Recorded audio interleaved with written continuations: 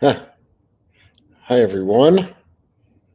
I hope you can hear me all right, and that you checked out the short introduction video done by Stephen with Paul Marzello, our president and CEO. So, a little bit about this. I've talked about this in prior videos as well, but I think this series that we're going to do is going to be a pretty interesting look at some insider look at uh, some of the decisions made for dry docking projects, things like that. We've already done some. We've already had some discussions that Stephen and I have filmed, so we'll be kind of putting together some of those inside discussions that I don't think other museum ships have done. So hopefully this gives all of our viewers and subscribers and interested folks a look into a little bit more in-depth look to how this process is done, which I'm happy to bring you. Hello, Old Man Kenny G, Matt, Norbrook C. Man, I almost need my glasses. Eric, Teresa, Cam. How's the weather down there, Cam? Yeah. Oh, hey, All American Travels. How are you? So I just told Stephen today, this is kind of how it rolls. I told Stephen, I said, oh, why don't I do a live session after the short introduction video to answer questions? And he says, yeah, that's a great idea. And I said, well, yeah, because I'll be the one doing it. I'll be the one doing it. So yeah, I think he just kind of agreed. Yeah, same here, Cam. It's same here up here a little bit. Hard Knocks. Yes. Okay. Old Man Kenny G. I just threw Destination Drydock out there just because I couldn't think of anything else when we had a staff meeting, and everyone was like, "Oh, I like that," and I was like, "I don't know if that's what I wanted," but Hard Knocks. Yes, it's Drydock style. So I think it was in the video where I talked about the dredging a few days ago, where I mentioned that my inspiration was, I'm a big hockey fan. So my inspiration was, teams will give this inside look when they're talking about drafting certain players and them on the phone with other general managers and stuff like that. And I said, why don't we do that with this? So there's been, rightly so, some pushback a little bit. We can't release certainly some negotiations, and we do ask for the few that we've filmed already, the few meetings that we've filmed already. We did ask for permission from the people and organizations we were talking to. So it's been going pretty well so far, and Stephen will take all of that film, and then as we go along, we'll be releasing them. We kind of imagine that we're going to have about 18 of these throughout the season. Again, we're shooting for an October 2025 ship's maintenance period for Croker and the Sullivans. And so that would be like 2 a month, I think, up through October. And then, of course, we'll just the video, just like the kid in New Jersey. And I know the Cobia will probably be ramping up for their dry dock as well. Then a flurry of activity when those days actually happen. I should just keep my glasses on. Okay. Oh boy, isn't that great, Cam? That your city ran out of salt. How successful? Great question. How successful was your RFP? As of right now, the actual RFP that the city wrote for the project management company. So this is the company that will be managing the dry dock ship maintenance period for both Croker and Sullivan's. So that RFP went out just a few weeks ago, and it closes tomorrow. So as of right now, I believe we've had 2 firms. There may have been a potential 3rd firm that may have filled out an application as well, but we'll know more next week about it. And that's probably another video that Stephen and I will do, is who applied to the RFP, request for proposals. That's what that means if you don't live in this world. So the city put out a call saying, we have a project management job. Who wants to apply? And we know we've heard from 2 firms. There's potentially a third.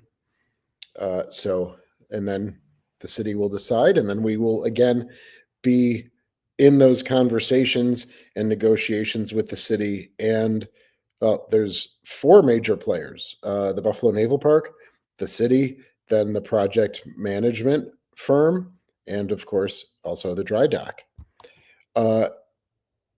It has been released that we have committed to Erie, Pennsylvania, and Don John Shipyard. Paul, our president and CEO, put that on a newscast last week that is our first choice. I think that's probably what most people imagined, who are in this world and who pay that keen amount of attention. But he had released on a newscast last week that it will be Don John in Erie, Pennsylvania, moving forward. So cool to see behind the scenes look. Yes, thank you, Teresa. That would be very true. Certainly, we've already taken some film, Stephen and I, of not just meetings and stuff, but of some of the work that's already kind of started for Croker and the Sullivans. So we'll be releasing those. I think next up will be Stephen and I did videos about each vessel. Now, for you dedicated subscribers and fans, there might be a little redundancy there because I think we filmed the Sullivans one about a month ago, so I'm having trouble remembering what it actually was about. But I think we just go to different parts of the ship and just talk about the histories of the Sullivans, and then we'll do the same for the Croker as kind of an introduction for people who are new, probably, and maybe you'll hear something new as well. Oh, thank you, Greg.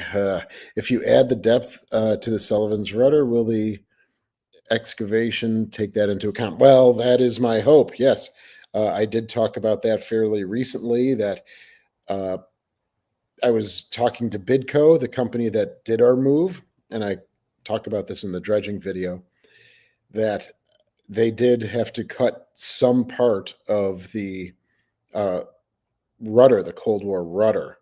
So I've actually talked to Tim Nesmith from The Kid today, and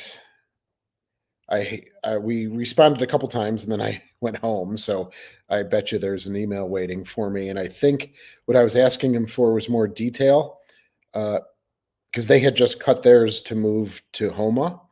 So if they can put those together or get the dimensions, maybe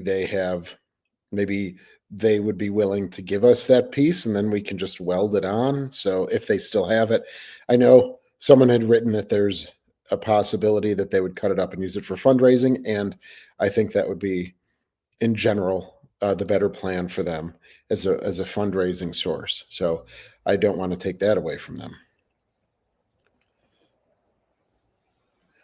Yeah, a lot of breaking news. Yeah, there's going to be a lot more breaking news as we move on and on.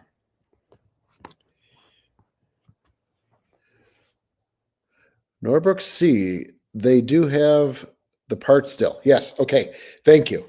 That was probably in Tim's response that I just haven't seen yet. I know they did cut it off fairly recently when they needed to get out of their nesting position.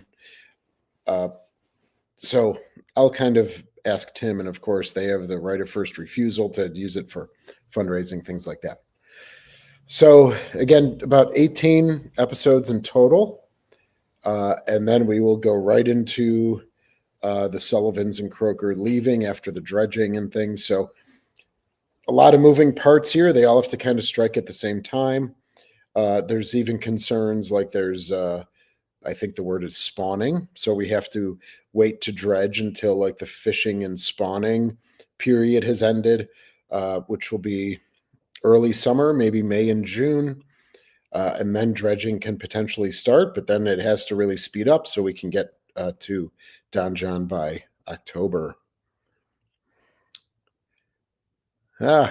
Well, thank you, All American Travels. Your good thoughts. I agree that it's a tough call, but ultimately it's the right call. I think the we can always find more steel and have it fabricated and welded on. So, uh, and again, that's maybe a tougher call. Is no one will ever really see it. Thankfully, I'll have film of it in dry dock. But it will be underwater. But we know that it's authentic in there as well. So maybe I'll have to do a rudder video real quick when we're in dry dock. I'm still very interested in doing dry dock tours. We have to. There will be a negotiation with that, and it's no guarantee that we will be able to do that. Also, getting the word out to Erie, Pennsylvania, that the ships are going to be their city's home port for 6 to 7 months potentially. So engaging the Erie, Pennsylvania community, maybe do a Destination Drydock video about that. And especially I'd like to get Joe Fott involved. If you remember, right around this time last year, January, February, I was talking to him about getting the Halliburton. Of course, the news came out that the Navy did not approve their contract. And then there was an interesting article in the U.S. Naval Institute Proceedings magazine in January of 25 for this month's edition, where they said the Navy's being a little too stringent with museum ships. So that was written, I believe, by 2 captains in the Navy. And I'm just wondering if it's a reaction to Oliver Hazard Perry Shipyard failing to get the Halliburton. One of the things I believe about that, doing a little research for the Halliburton, was they needed to project a 5-year budget. And while they may have done so, it obviously wasn't up to the Navy standards. So if you're giving it, the difference would be if you're giving it to a municipality, like our ships went to the city of Buffalo, that there's a mammoth budget involved with the city of Buffalo. I think if it goes right to a nonprofit without that municipality backing, the Navy is much more hesitant to do that, because then it's based on earned income and generated revenue. And of course, that could be hit or miss, especially early on as it tries to get off the ground. Dakota Hunter. Is that the weather person? Oh, yeah. Love to have Dakota Hunter talk about the weather, because it will be next winter. So that would be fun. Other questions, comments, thoughts?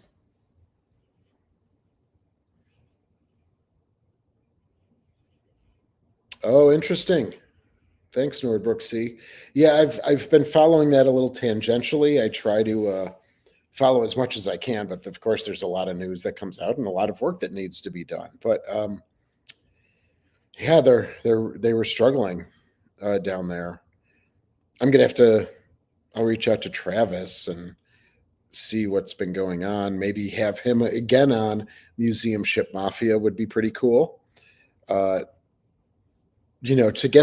To get some of those updates, because I've kind of lost it a little bit. You hear a lot in September during our HINZA symposium.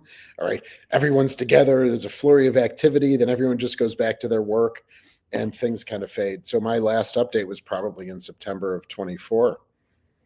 And for those of you that are really interested, we are hosting the HINZA symposium this year, September 24 through 27.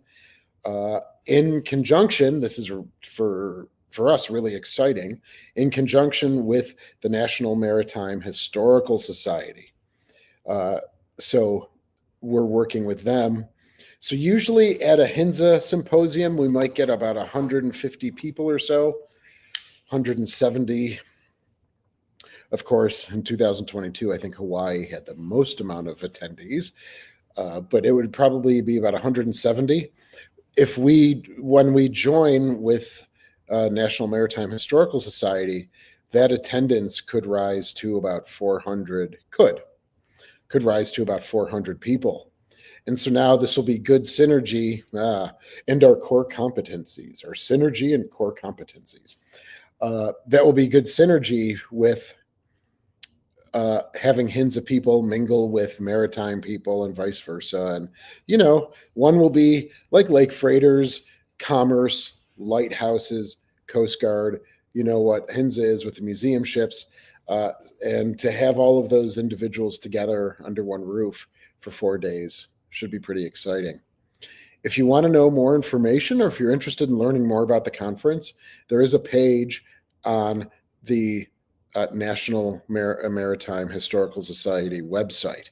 So you just Google NMHS or National Maritime Historical Society, get to their homepage, and then they probably have something about the symposium there, and you can learn more about it. We'd love to see you all there if possible, as attendees. Have we reached out to, okay, hold on. Will the symposium happen before or after? Okay, so the symposium is September 24 through 27, 24, 25, 26, 27. Yeah, about 4 days. The moving of the ships will occur after that in October at some point. It'd be nice to get a 3D sonar mapping of the Buffalo Riverbed before and after dredging. They probably will. CC, thank you very much. Welcome. They probably will do that. As you saw, if you watched that video, that was a plan from 1988 about the dredging I did a few days ago. And we need an updated map, certainly, of the topography, the bumps and lumps of the Buffalo River. And I know whoever wins the contract in the RFP will certainly be doing that. But then adding that to the collections for future use. Have we reached out to SAIL? Cam, I don't know who SAIL is, unless I'm just really losing my mind. When will that allow happen? Greg and Cam, if you can, if you're still on, if you can just expound a little bit. How many people are going to travel with the Sullivans and Croker? A great question, Teresa. I think it will be a closed door session, really. Of course, it would be a dream of mine to be on one of those vessels as they're traveling to Erie.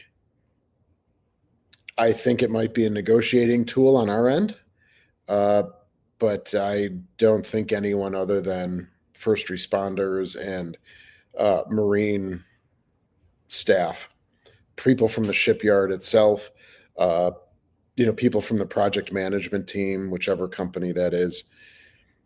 Doesn't mean we can't go alongside, but it would be a real dream of mine and I'm no doubt other people who work at the Naval Park, to be actually on as they're transported.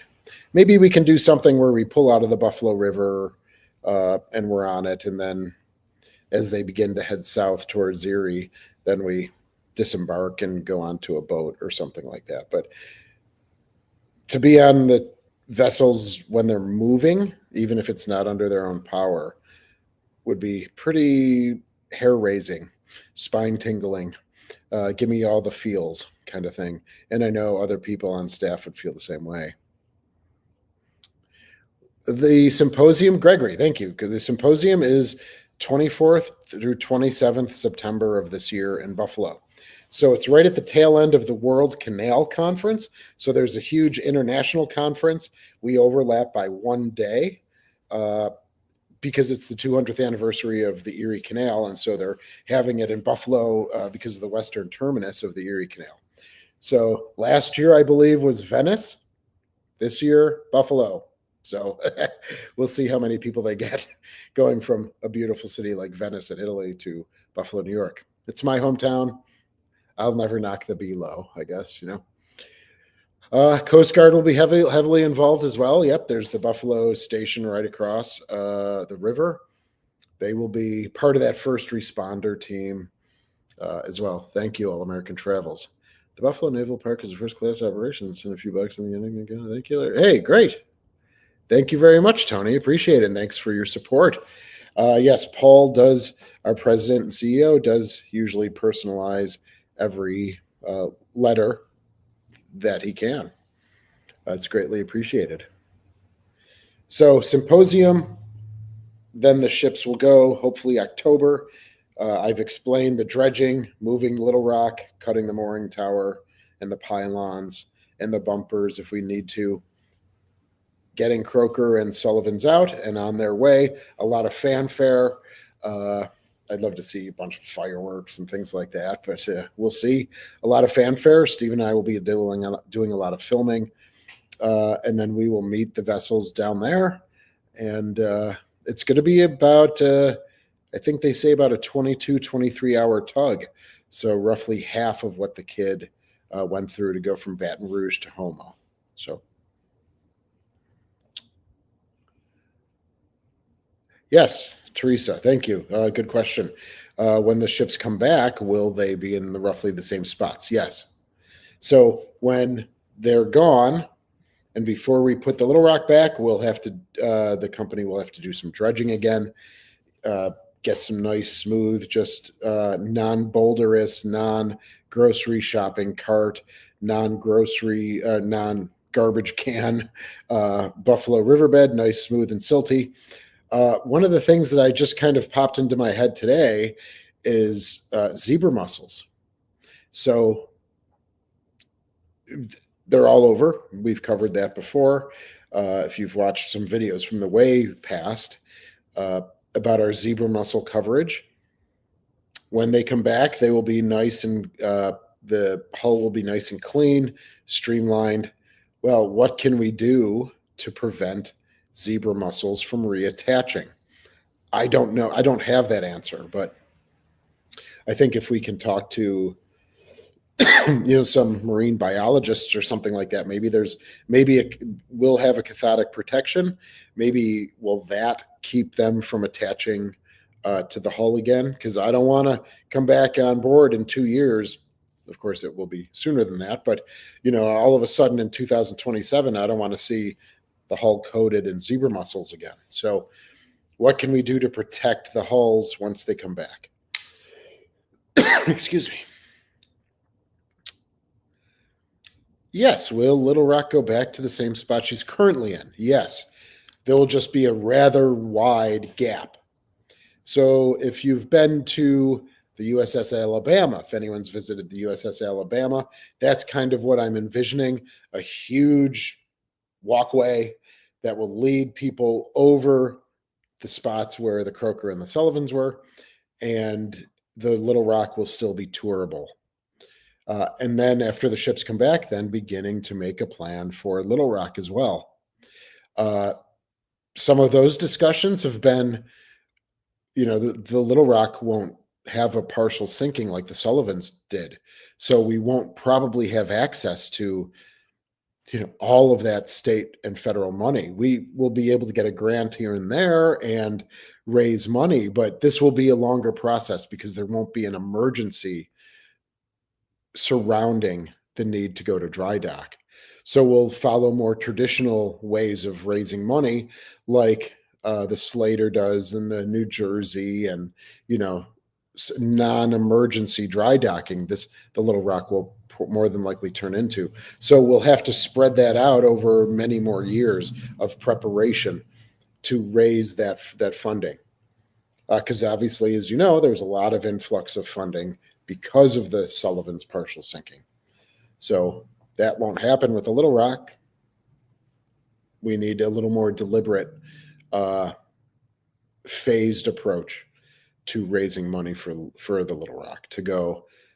I see in about 8 years, talk to another coworker, they'll say 5, talk to another coworker, they'll say 10. I kind of see it as about an 8-year window starting from 2026.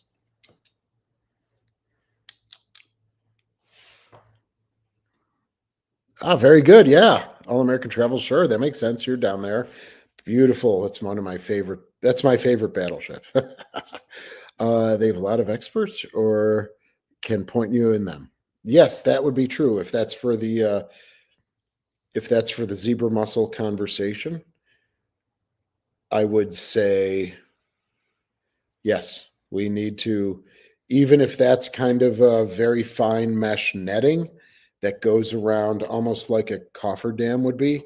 Um, that goes on the outside to the stern of the little rock, and then from the bow to the pier again. Right. Do zebra mussels cut through fine steel or fine wire mesh netting? I don't know any of that stuff. Or can they just scoop underneath it? And I don't know. But I'm done with zebra mussels. Right? Okay. So not that I'm done with it talking to you, but I'm done seeing them on board the vessels, because you can imagine just even the weight that they add to the ships. Hey, Chopper. Good day, sir. Good morning to you. Thank you for being here. Biology major here. Okay, thank you. The problem is the larvae. Excellent. So how do we prevent the larva from attaching? So they're probably just floating around, right? If they're pretty small, they're just riding the stream and riding the current. Thank you. But if you have other thoughts, Norbrook C, feel free to send an email to the naval park. It will get to me, and then we can have a discussion uh, outside of this discussion. Or if you can help us point in the right direction, that would be pretty nice. What happens if the damage is too bad to the Sullivans? Just get it there. Thank you. Well, we already know how bad she was.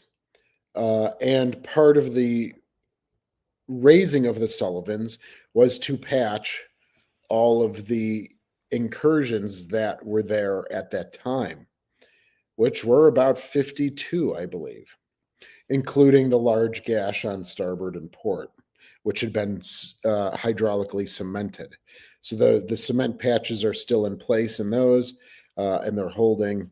Our winter survivability plan has been in place since that time. So we know that we don't foresee a problem. And if you say it's too bad to complete the work, that's just not going to be an option. Um, we've already had a survey done. The project management team, which will be, a marine company, uh, potentially all three of them are marine companies. They will do surveys again. They will say these patches of steel need to be taken out and replaced, or welding steel right onto steel. So that's not going to be an issue of it's too bad to finish the work. We have the money secured, or the city has the money secured, and then it's writing out the contract and designating those dollars to various projects. Oh, hey, Kenny, how are you? Thanks for being here today. If you see Kenny Biddle, I might, if you see him there in the chat, he's a local guy. And he and I worked on a pretty interesting video about the Sullivans right around regarding Halloween times and ghosts and things like that. So maybe he and I will work together. He's going to be releasing things on his YouTube channel and his works YouTube channel. Anyway, but that was pretty interesting stuff. If Sully had gashes on both sides of the ship, why'd she lift so heavily starboard? That's a great question. I still have no explanation. So we had a 5-foot gash on starboard, and we had a 10-foot hole on port. On port. I don't know if I've been ever given an answer for the port that is not even an answer that satisfies or not satisfies. Just it was there during the sinking. Maybe it happened after, and so most of the water was already on the was on starboard. But that was pretty startling because you'd think it would lean to port. Will we need to do anything with the sonar? Thank you. That's a great question. That's something that the kid has had to deal with, the sonar dome. All right. So for the kid and the Sullivans, we had the World War II sonar dome, smaller, much more forward. For us and the kid in Cold War, it became a much larger dome and it moved aft. Or maybe the kids did not. That was a while ago when we talked about that. Our sonar dome has already been removed. And a blank put in its spot. So they still have theirs, and I think they actually want to go back to the smaller one, I think, the World War II one, because that's their interpretive year. Ours is 62. I don't know. Oh, maybe what you're suggesting is to have it added on. All right, I'm going to take a note on my blackboard back here, and I have a few projects that I want to see done. All right. The rudder became the third one, so I had two already. Things that are must-haves for me to talk about authenticity. The third is the rudder. The fourth could be the sonar dome. Maybe we can have a mock-up of the sonar dome welded into place. Again, now it will depend. Over time, that will just be a concern for us with dredging.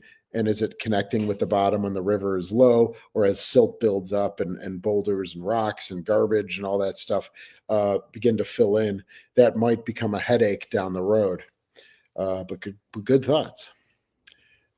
Sorry, got to catch up here. Glad to hear that the Sullivans have been since I was a kid.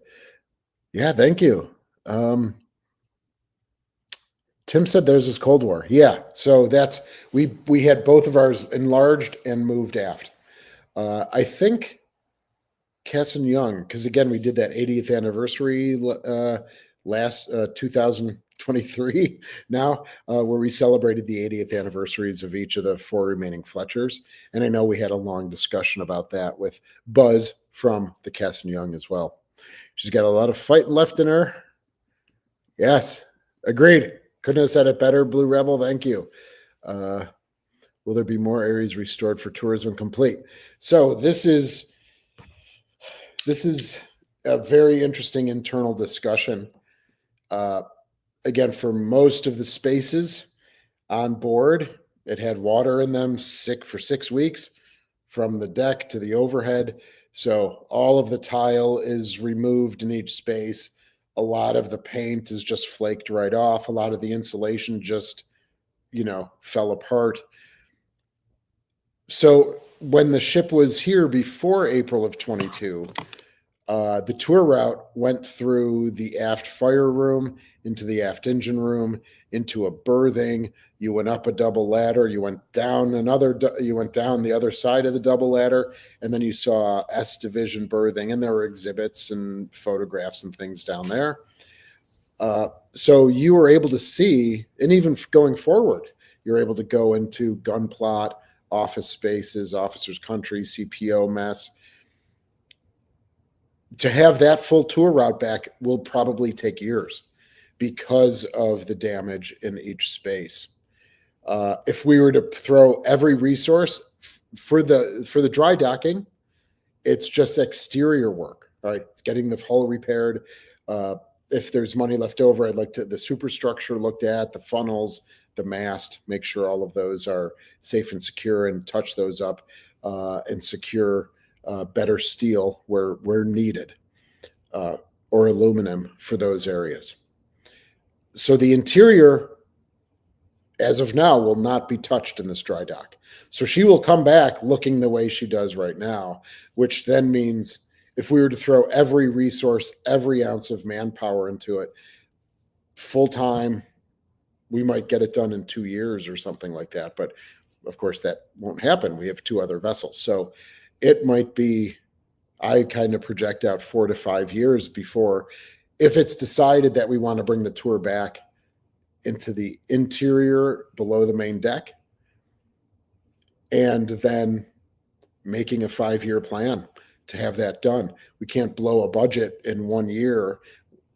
We have to space it out with our financial resources that we'll have and manpower and things like that. So I foresee a few sections every year, right, at a time, and then we can. But the first question is, and this is a great question to maybe do for Destination Drydock, is when we have those meetings to talk about the sonar dome and tour routes when the ships come back, things like that.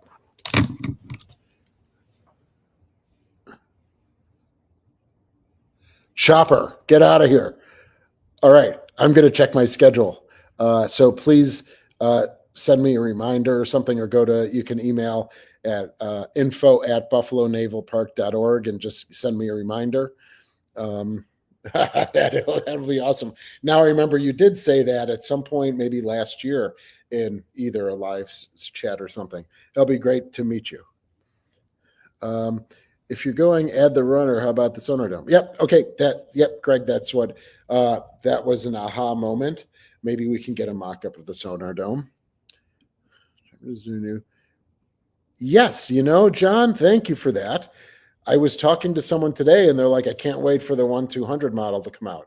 And I said, "What are you talking about?" So, I'm at a disadvantage. I am not a modeler. Just like I'm not a jigsaw puzzle person. It's just too much detail. The only kind of detail I like is I love to unravel cords. All right. So if there's a cord that's all bunched up, Christmas lights, things like that, I enjoy doing that.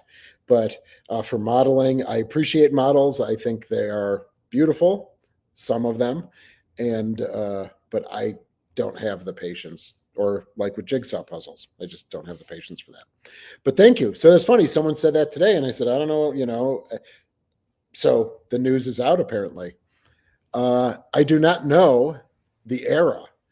So I'm going to have to look into that a little bit. I just off the top, I would imagine World War II, but our interpretive year is 62, and it would be nice to have a Cold War era model out there. And then we did have a model, and we still do, but we did have a model in the Sullivan's Memorial compartment. So putting those side by side, if it's a Cold War era, that there can be a nice representation for people on a tour to see some of those changes. They raised enough money to do extra repairs with dry dock tours. Yes, Gregory, if you mean they is Texas and New Jersey, yes. And that's one of the negotiating tools that I would really push for, is to say, hey, if you allow this, that ultimately means more money for you, meaning the dry dock, or you, and you, right? But that's one of our negotiating tools, is to say, hey, we might be able to raise 250, 300,000, maybe, for dry docking tours. We will just turn that money right around to you and give you a little more work. So that might be, something that says, Yes, Teresa, thank you. I think there'd be a lot of interest in doing dry dock tours. I've just recently applied for my TWIC card. When I was speaking to someone, they were like, well, if you want to do that, you better get a TWIC card. So I said, I had no idea. I didn't even know what one was. So I will be going to get fingerprinted and all of that stuff in February, hopefully to have the card. And then, thank you, CC. Awesome. And then that will give me access to the shipyard and dry dock and things like that. So I'm looking forward to finishing that. And again, hopefully then tying that in, using the precedents of the Texas and the New Jersey, and saying they were able to raise more money, which in turn can go right back to you, Don John Shipyard. Oh, great. Oh, that's fabulous. That's a good idea too. A restoration tour. I like how they are talking like that, Travis, the person that I interface with the most. Then giving a tour to say, this is the work that we had done. And then maybe having before and after photos, or before photos, and then here you go, photos. Excellent. Love that idea. Gregory, well, it's TWIC, I think. I applied for it, but I might not even be getting the name right. TWIC card. It's a card for shipyard workers, Coast Guard, merchantmen, things like that, to probably give them access into shipyards. And it's like through TSA or the Department of Homeland Security, something like that. So I'll have to get fingerprinted and, have to go to one of those tracer organizations to have all of that work done. So TWIC card, yeah. Did I get that right or no? What did I say? TWIC or TWC? Yeah, okay. Credential for workers who need access to secure maritime facilities and vessels. There you go. Appreciate it, Blue Rebel. Thank you. I mean, I just heard about this card last week, so I immediately went, applied, made my appointment, and it's a 5-year card for $125. So I said, yeah, let me do that. And then I'll be able to be one of those real cool dudes if I go to another shipyard. I'll say, yeah, I'm here. And just hold up the card and see how long it takes them for me to say, sir, get back here. Hey, what's up? All right, that'd be good. Well, thanks, everyone. I appreciate the spirited conversation. Any last comments or thoughts? And so on our end, maybe 2 a month Stephen and I will be releasing these. Again, someone said Hard Knocks very early on. Who was that again? Thank you very much. Hard Knocks. Where did it go? Yep, Old Man Kenny G. It will be like that for a dry dock. Anything before we wrap up? Tony, thank you. It's awesome to participate in BB62 dry dock tours as a rear admiral, making sure tours are kept together. Oh, that's nice. There's no experience. There you go. Thank you, Tony. And thank you. It seemed as though maybe you were on the professional side of New Jersey. Appreciate it. And Teresa, this is so exciting. Thank you so much for all of your support. And you know what? We'll see you again soon. And please, always, if you have comments on videos or you'd like to see a topic, I'll stay on for a few extra minutes if you guys have any ideas. Usually it's just me, and I'm kind of scrambling around for ideas, and sometimes I just lose it and just run out of ideas, right? So like with Ryan and New Jersey, they've got, he has a small team with them that they can banter back and forth and come up with new ideas. For me, I just kind of sit there like the thinking man or whatever. What can I do now? So you guys can be part of my team and I can be part of your team. And so if you have ideas for videos, please let me know. And I'll be happy to research and to begin doing them. You're welcome, everyone. Like and subscribe. Thank you, CC. Appreciate it. Look into getting super chats. I will check that out. Some other people have told me about that. You have probably said that as well to me in the past. I will look into that. I'll have Stephen look into that as well. All right, everyone. Thank you so very much. Happy to be talking to you as always. And next Thursday is Museum Ship Mafia. All right. We missed the second Wednesday like it normally is. We missed yesterday, the third Wednesday. So we're actually going to be doing it next Wednesday at 8 p.m. Thanks, everyone. Oh, for just get it there. I did do 2 videos, 2 in-depth videos on our PTF 17. So you can find those on our channel. I probably did them, maybe early spring of 23. So you'd have to go back a little bit, but you can go to our channel, search the channel PTF. I did an exterior one about the history and stuff. And then I did a walkthrough as well on the inside, which no one ever gets to see. So please feel free to check that out. Again, thanks so much, everyone. See you soon.